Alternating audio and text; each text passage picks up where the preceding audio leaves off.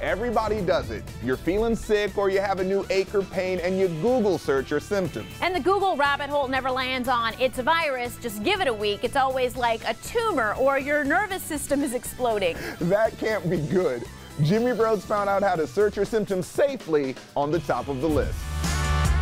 When something aches, our first consultation is with Dr. Google, even for some actual doctors. I was shocked at the low quality of information. So I decided, well, maybe I could try to clean up my little corner of the internet. OBGYN Jen Gunter's corner of the internet is women's health, which it turns out is riddled with misinformation. These people know how to sell product. There's a lot of people who benefit from misinformation about women's health. Jen's crusade for accuracy resulted in a blog post feud with a certain website founded by a famous person.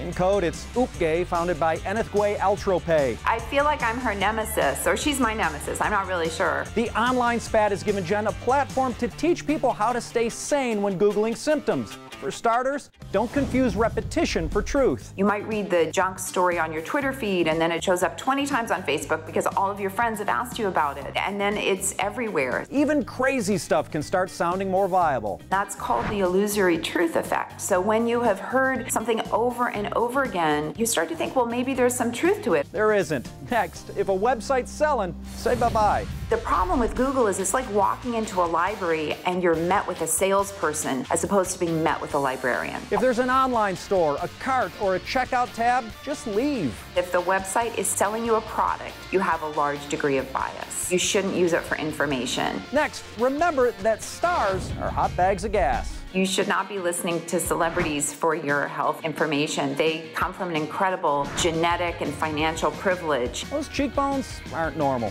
Finally, look for .gov sites when searching your symptoms. Studies tell us that they tend to be the most reliable. You know, the Centers for Disease Control, the National Library of Medicine, these are really great places to go and fact check. Government sites score better than even universities. Studies actually tell us that even the .edu sites from universities, they have more bias because they're trying to promote their researchers. The allure of prestige and grant money can mean they have skin in the game. Using Dr. Google right is at the top of the list.